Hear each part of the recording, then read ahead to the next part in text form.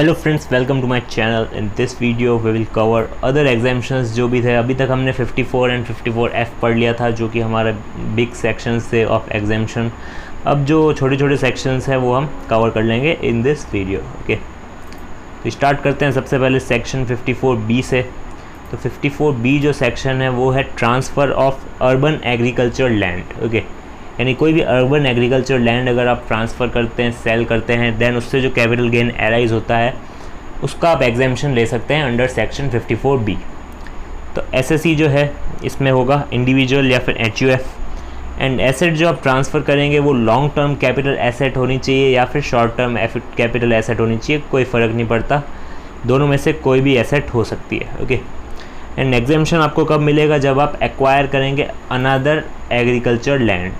अब another agriculture land कोई भी हो सकती है, रूरल भी या फिर अर्बन भी। ओके, तो यूँ क्लियरली दे नहीं रखा है कि आपको रूरल एग्रीकल्चर लैंड लेनी है या फिर अर्बन एग्रीकल्चर लैंड लेनी है, दोनों में से कोई भी हो सकती है। ओके, तो एक्वायर करना पड़ेगा आपको अनदर एग्रीकल्चर लैंड। एंड कब तक एक्वायर करनी पड़ेगी? टाइम लिमिट है ऑफ परचेज़ कितनी?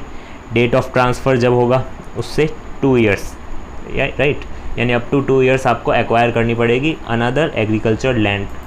और आपको एग्जेम्पशन कितना मिलेगा? क्वांटम ऑफ एग्जेम्पशन, जितना आप एक्वायर करेंगे अनदर एग्रीकल्चर लैंड, जितने रुपए में एक्वायर करेंगे, या फिर शॉर्ट टर्म कैपिटल गेन या फिर long term capital gain, which ever is lower, यानी या तो शॉर्ट टर्म कैपिटल गेन होगा या फिर long term capital gain as per your capital asset. आपकी जो कैपिटल एसेट है वो कैसी है, लॉन्ग टर्म है या शॉर्ट टर्म है, आपका पीरियड ऑफ होल्डिंग क्या है। ओके, तो पीरियड ऑफ होल्डिंग लाइक आपका 24 मंथ से ज़्यादा है, देन आपको क्या करना पड़ेगा? वो लॉन्ग टर्म कैपिटल गेन होगा। And if your period of holding is less than 24 month या फिर 24 मंथ, देन आपका वो शॉर्ट टर्म कैपिटल गेन होगा। दोनों में से कोई भी एक होगा वो।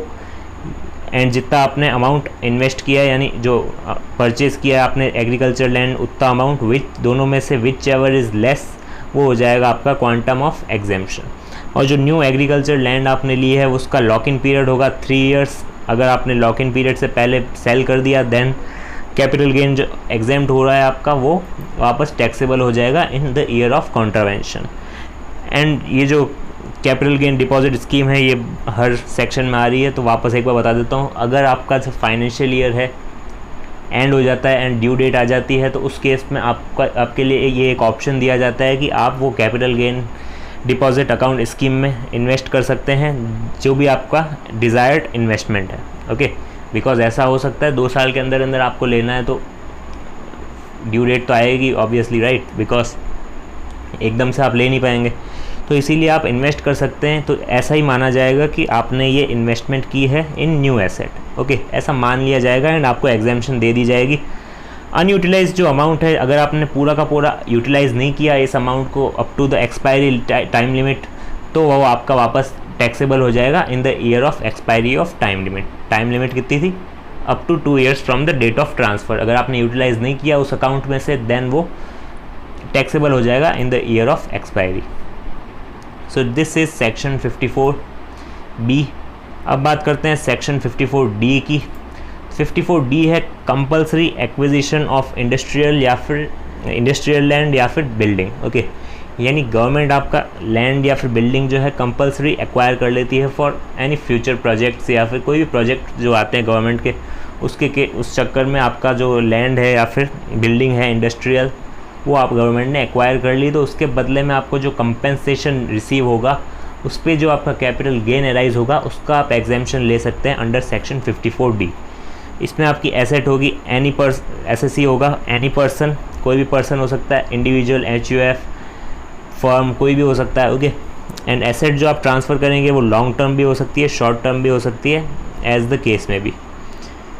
एंड एग्जेम्पशन जो है आपको कब मिलेगा? जब आप एक्वायर करेंगे अनदर इंडस्ट्रियल लैंड या फिर बिल्डिंग। ओके, कोई भी अनदर आप इंडस्ट्रियल लैंड या फिर बिल्डिंग एक्वायर करेंगे तभी आपको एग्जेम्पशन मिलेगी। और वो कब तक करना है आपको? परचेज़ कब तक करनी है लैंड या फिर बिल्डिंग? डेट ऑफ कंपेंसेशन से 3 ईयर्स के अंदर अंदर। ओके, जैसे ही आपको कंपेंसेशन रिसीव होगा उसके बाद आपको 3 ईयर्स से पहले आपको लैंड या फिर बिल्डिंग एक्वायर करनी पड़ेगी। कौन सी लैंड या building? Industrial. Okay, industrial land या फिर बिल्डिंग एक्वायर करनी पड़ेगी।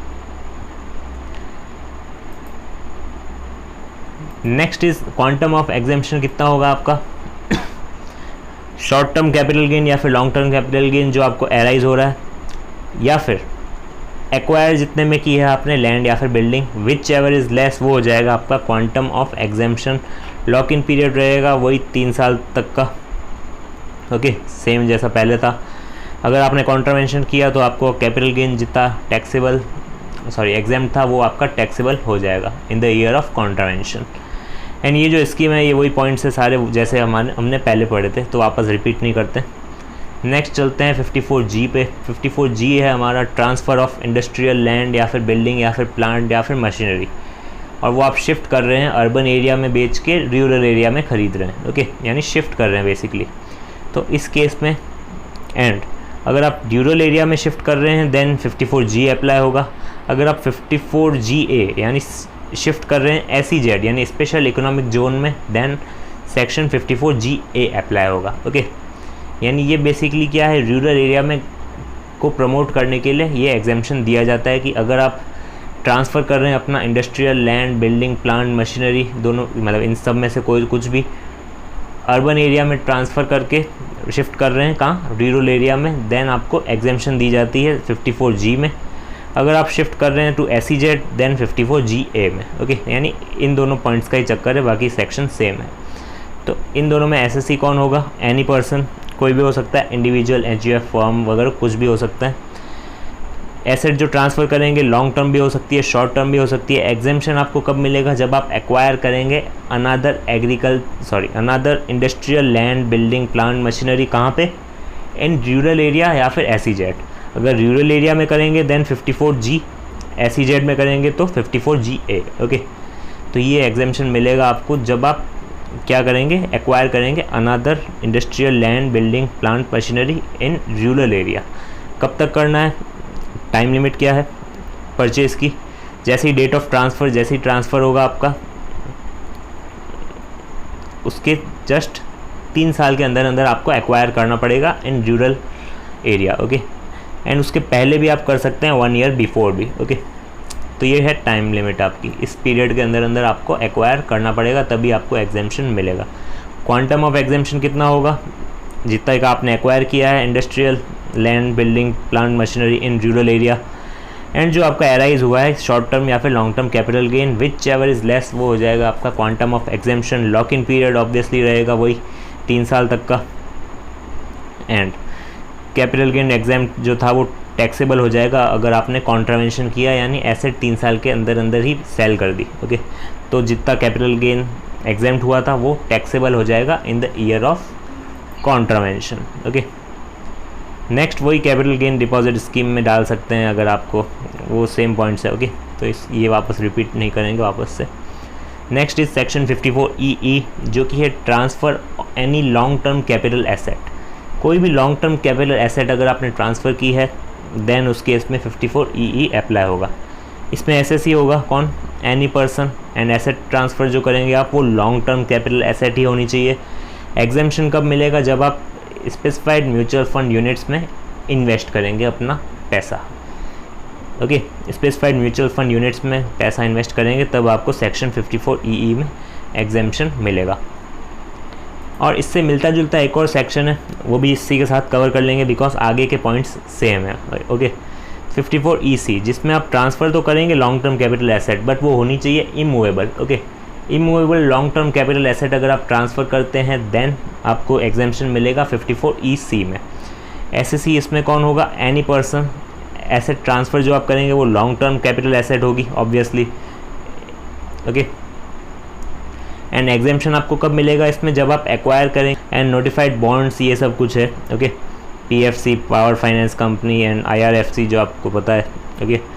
तो ये जो है बॉन्ड्स इनके आपको एक्वायर करने होंगे तब आपको एग्जेम्पशन मिलेगा सेक्शन 54EC में, ओके।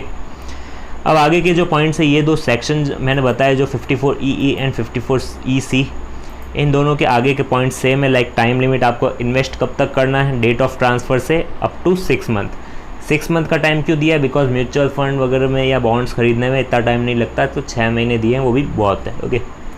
एंड आपको एग्जेम्पशन कितना मिलेगा, अमाउंट ऑफ इन्वेस्टमेंट या फिर लॉन्ग टर्म कैपिटल गेन जितना भी आपका एराइज हुआ है विच एवर इज़ लेस वो आपका अमाउंट ऑफ एग्जेम्पशन हो जाएगा। एंड लॉक इन पीरियड यानी कब तक रखना पड़ेगा आपको, अप टू 3 ईयर्स। एंड आप कन्वर्ट भी नहीं कर सकते इनटू मनी, यानी प्लेज या फिर हाइपोथिकेशन वगैरह ऐसा कुछ नहीं कर सकते, मॉर्गेज वगैरह ऐसा कुछ भी नहीं होगा, आप कन्वर्ट कर ही नहीं सकते इनटू मनी, और ट्रांसफ़र भी नहीं कर सकते। अगर ट्रांसफ़र या किया देन आपको कैपिटल गेन जो एग्जेम्प्ट हुआ था वो टैक्सेबल हो जाएगा in the year of contravention. Okay, and obviously इसमें कैपिटल गेन वाली स्कीम तो होगी नहीं, बिकॉज 6 महीने का ही टाइम दिया है, तो capital gain deposit account scheme under these sections नहीं होगी। ओके,